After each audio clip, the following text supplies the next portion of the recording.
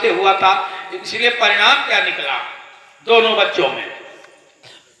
धुंधकारी दुष्ट और गोकर्ण बड़ा ज्ञानी। गोकर्णो महाज्ञानी, धुंधकारी महाखला। गोकर्ण ज्ञानी निकला, धुंधकारी दुष्ट निकला। क्यों दुष्ट निकला? देखो, अगर हमारे अंदर 4 लक्षण गड़बड़ हैं तो 4 लोगों का दोष है।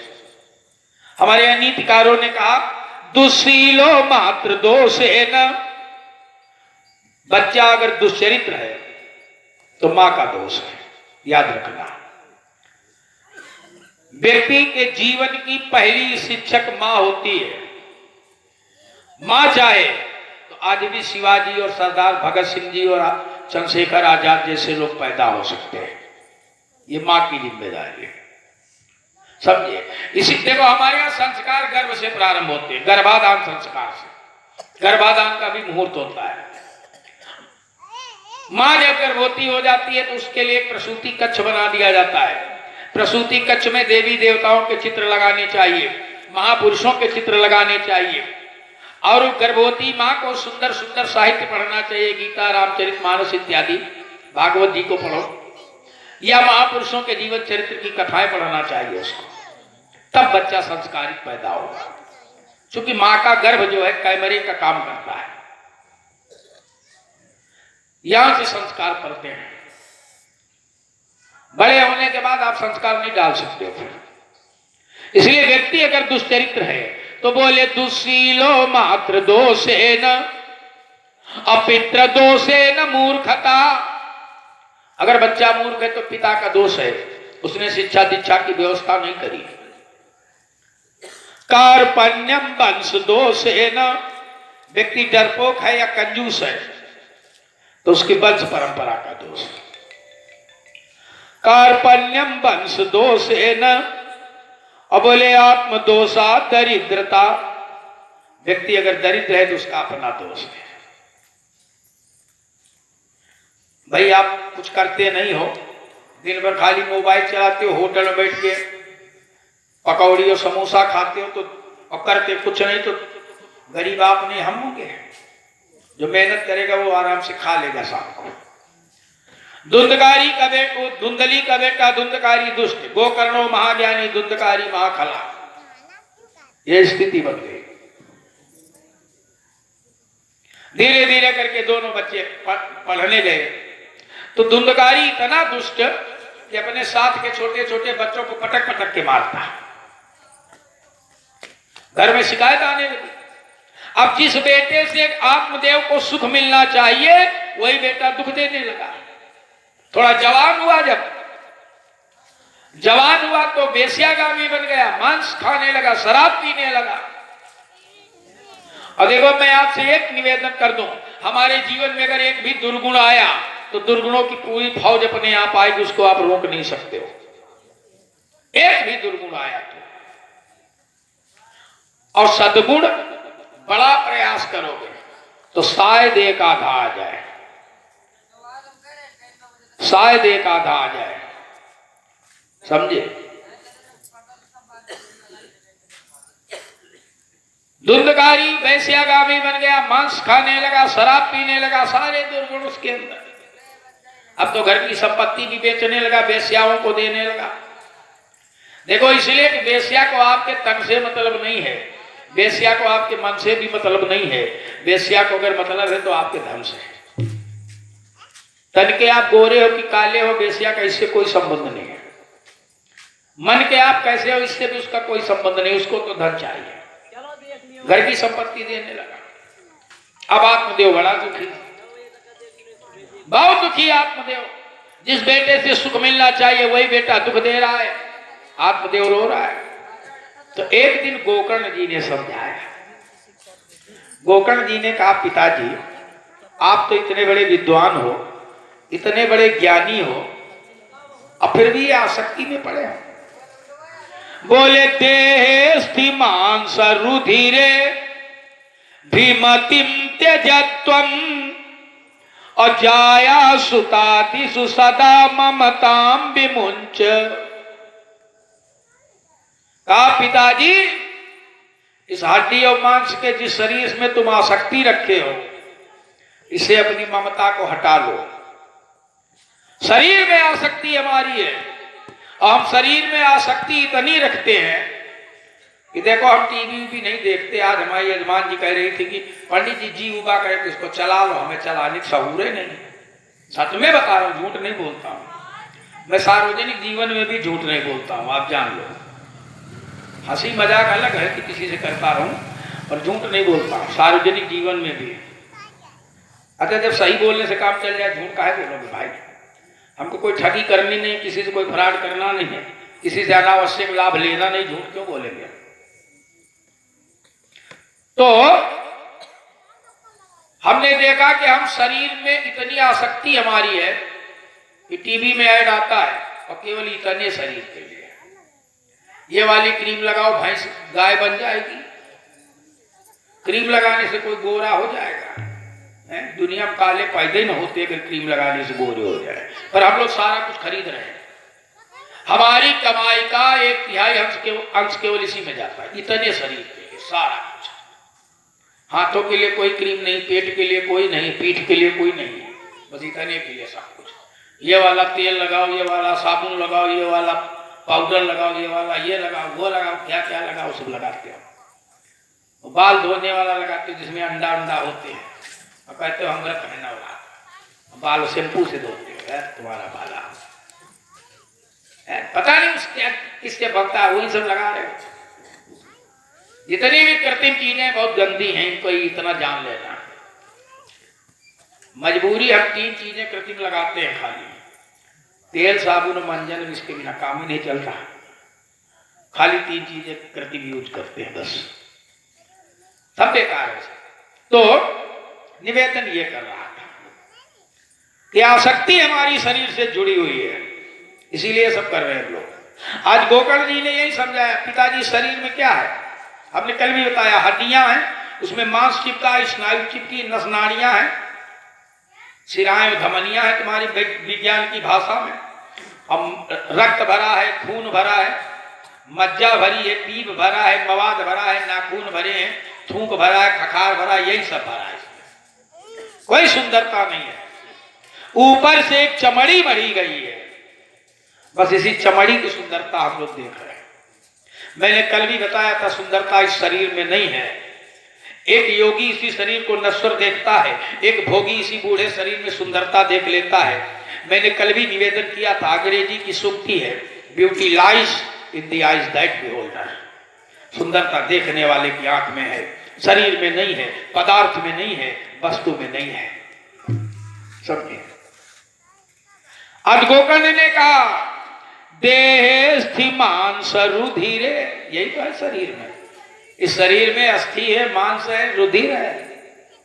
भीमतिम त्यजत्वम, इसमें जो आसक्ति है सर्वथा परित्याग करो। और एक बात बता दूं, जहां आसक्ति है हमको दुख वहीं मिलता है। आसक्ति का मतलब है ये जीवन में आ तो सकती है लेकिन फिर जा नहीं सकती, इसीलिए इसका नाम है आसक्ति। सब अब आसक्ति दुख देती है। अच्छा, मैंने एक जगह एक बहुत बढ़िया सा श्लोक पढ़ा था किसी पुस्तक में, अब कौन सी पुस्तक याद नहीं है, पर वो श्लोक हमको बहुत अच्छा लगता है। अच्छा, आप लोगों के घरों में मोटे मोटे चूहा रहते हैं, आसक्ति की बात सुनिएगा, मोटे मोटे चूहा रहते हैं।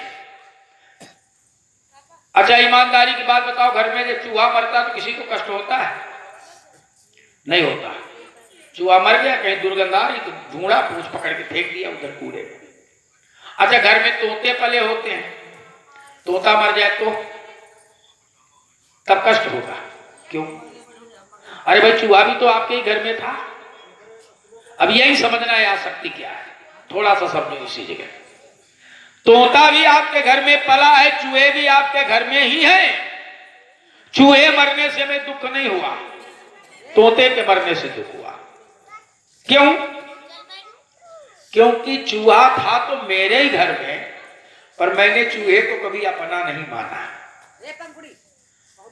जिसको हम अपना मान लेते हैं वो जब नष्ट होता है, चाहे किसी वस्तु को मान लें, हम मान लें कि ये माला मेरी है, अब ये टूट जाए तो हमें दुख होगा।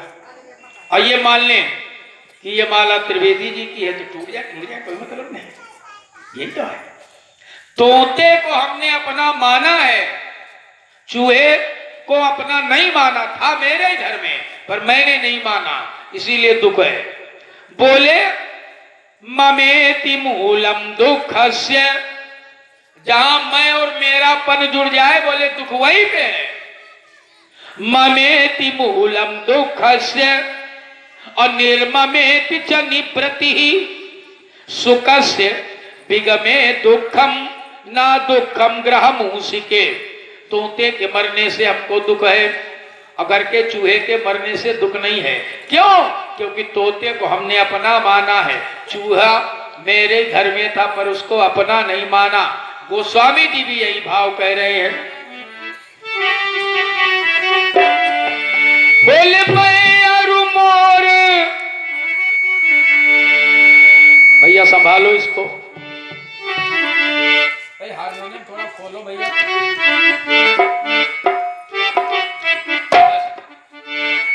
ज्यादा हो गया। मैं अरु मोर तोर तय माया और जेहि बस कीन्हे जीवन निकाया।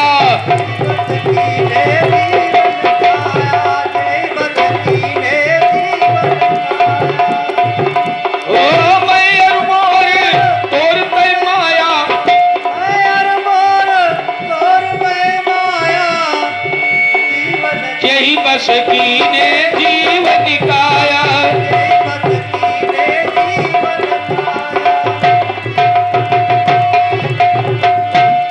मैं अरु मोर तोर तय माया, यही माया है।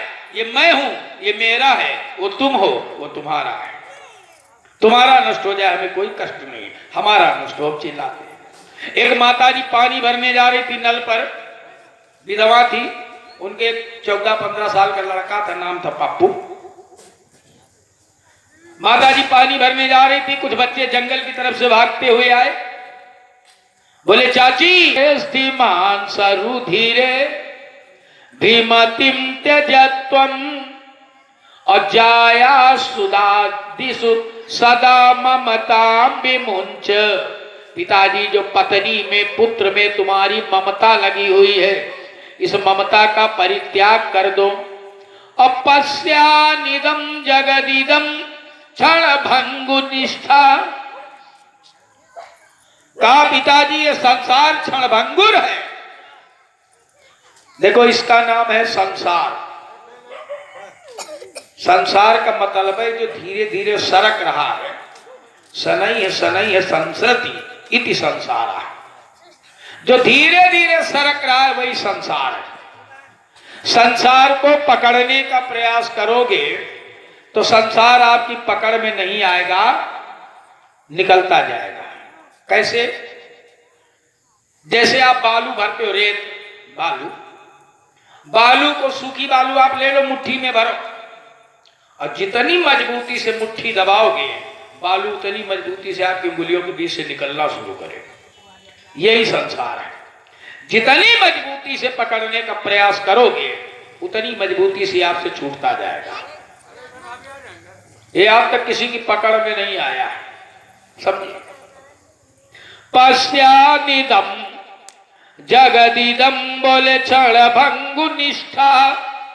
पिताजी संसार क्षण भंगुर है, इसका परित्याग करो सर्वदा। फिर क्या करना है? बोले वैराग्य राग रसिको भव भक्ति निष्ठा।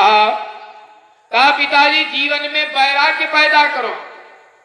देखो वैराग्य का मतलब घर छोड़ के भाग जाना नहीं है। अच्छा आपके पत्नी है, बच्चे हैं, और हमारे कहने से सवेरे पीर का कपड़ा पहनो जंगल, अंत वैरागी है। अच्छा रोटी कहाँ खा लूं? वैरागी रोटी कहाँ खाने जाएगा?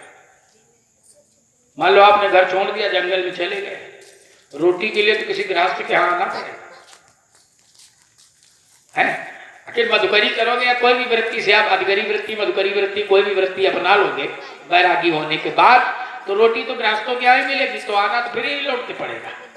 तो गृहस्थ में रह के ही वैरागी हो जाओ जी। जनक जी गृहस्थ आश्रम में है, इतने बड़े राज्य का संचालन करते पर वैरागी है। सुखदेव जी जब भागवत पढ़ चुके तो व्यास जी से पूछा, पिताजी मैं गृहस्थ आश्रम में रहूं कि सन्यासी बन जाऊं? तो व्यास जी ने कहा, बेटा इसके लिए तुम्हें जनकपुर जाना पड़ेगा। और जनक जी के यहां गए सुखदेव जी, 3 दिन तक इनकी परीक्षा लिया जनक जी ने, तब इनको अपना शिष्य बनाया। ये भगवान सुखदेव जो है जनक जी के शिष्य है। जनक जी कोई ऐरा गहरा हस्ती नहीं है। इन्होंने कहा, आपको विदेह कैसे कहा जा सकता है? आप संसार का काम कर रहे हो, आपके राज्य में अगर कोई अपराध करे तो उसको अपराधी को आप दंड दे रहे हो, किसी को सम्मान कर रहे हो, किसी का अपमान कर रहे हो, किसी से युद्ध कर रहे हो, सब कुछ आप कर रहे हो, संसार की सारी क्रियाएं, तो आप कैसे बैरागी हो, कैसे सन्यासी माने जाओगे, विदेह कैसे माने गए? शरीर के सारे कार्य तो आप कर रहे हो। तो कार्य आपको सारे करने हैं, पर उस कार्य को अपना मान के नहीं करना है। जिस कार्य को हम अपना मान के करते हैं वो कार्य हमारे लिए दुखदाई होता है, और उसके फल का भी हमें भोग करना पड़ेगा। अच्छा होगा अच्छा फल होगा, अच्छा का भोग करना पड़ेगा, बुरा फल होगा बुरा भुगतना पड़ेगा। इसीलिए हमारे यहाँ परंपरा है, कोई भी कार्य करें तो उसको भगवत अर्पण करें, भगवत अर्पण करते हैं। यश स्मृत्या चनामोक्त्या तपो यज्ञम क्रियादिषु न्यूनम संपूर्णता में आति सद्यो बंदे तमच्युतम। भगवान को समर्पित करो। यदि यद कर्म करो में तत्तदखिलम, बोले शंभो तवाराधनम। जो भी मैं कर रहा हूं सब आपकी पूजा है, ऐसा मान लोगे तो उस कर्म के फल से आप बचोगे। मतलब फल मिलेगा आपको, लेकिन जो कर्म का आपको भुगतना पड़ेगा वो सब नहीं भुगतना पड़ेगा, वो भगवान अपने ऊपर वहन कर लेता है। समझे? बैरागी घर में रहकर, घर में कैसे बैरागी? भाई पत्नी के प्रति आपका कर्तव्य, बच्चों के प्रति आपका कर्तव्य, परिवार के प्रति आपका कर्तव्य है। उस कर्तव्य को आप निष्प्रा भाव से करते जाओ। ये आसक्ति मत रखो कि उसी के लिए चकरघिन्नी बन जाओ, फिर दूसरा कोई काम ही नहीं है ना। पत्नी के प्रति हमारा कर्तव्य, हम उस कर्तव्य को पूरा कर दें, आसक्ति ना रहे उस कर्तव्य में। और जैसे ही हमारे शरीर से आसक्ति हटेगी, हमारे जीवन में वैराग्य आना शुरू हो जाएगा धीरे धीरे। समझे? इसलिए आज गोकर्ण ने समझाया, वैराग्य राग रसिको भव भक्ति निष्ठा। आप बैरागी बन जाओ। और बोले धर्मम भजस्व सततम त्यज लोक धर्मान और सेवस्य साधु पुरुषाम जहि काम तृष्णाम। गोकर्ण ने कहा, पिताजी लोक धर्म का परित्याग कर दो, धर्म का भजन करो। अब 2 बातें कही जा रही हैं, धर्मम भजस्व सततम त्यज लोक धर्मा। लोक धर्म को त्यागो और धर्म को भजो। गीता में भी भगवान श्री कृष्ण अर्जुन से यही बात कह रहे हैं, ए अर्जुन, मैं धर्म की रक्षा के लिए अवतार लेता हूं, इसलिए तुम धर्म का पालन करो। वही कृष्ण मुनि अर्जुन से आगे के अध्याय में कह रहे हैं, सर्वान धर्मान परित्यज मामेकम शरणम ब्रज। सारे धर्म त्यागो, मेरी शरण में आओ। एक तरफ कह रहे हैं मैं धर्म के लिए अवतार लेता हूं, तुम धर्म का पालन करो। दूसरी तरफ कह रहे हैं सारे धर्म त्यागो, मेरी शरण में आओ। बताओ क्या करोगे? इसीलिए गुरु की आवश्यकता पड़ती है। जिस धर्म को त्यागने की बात कह रहे हैं भगवान श्री कृष्ण, वो है लोक धर्म। लोक धर्मों का परित्याग कर दीजिए, और धर्म है परमात्मा। रामो विग्रहवान धर्मा। राम क्या है? बोले धर्म का विग्रह है। इसलिए धर्म का परित्याग कर वो भजन करना है। और ये लोक धर्म जो हमारा चल रहा है, जो हमने अपने आप क्रिएट कर लिया, बना लिया है, ये संसार मकड़ी जैसा जाला, ये पति है, ये पत्नी है, ये पुत्र है, ये बेटा है, बेटी है, भाई है, भौजाई है, ये जो हमने मकड़ी जाला बनाया है, इसका सर्वथा त्याग करना है। बोले धर्मम भजस्व सततम त्यज लोक धर्मान और सेवस्व साधु पुरुषाम जहि काम तृष्णाम। कहा पिताजी कामनाओं का, तृष्णा का परित्याग कर दो और साधु पुरुषों का सेवन करो, यानी सत्संग करो। सत्संग करो। और सत्संग से क्या क्या मिलता है जानते हो? सत्संग से क्या क्या मिलता है? गोस्वामी जी ने लिखा, व्यक्ति के जीवन में अगर इतनी चीजें उपलब्ध हो तो समझ लेना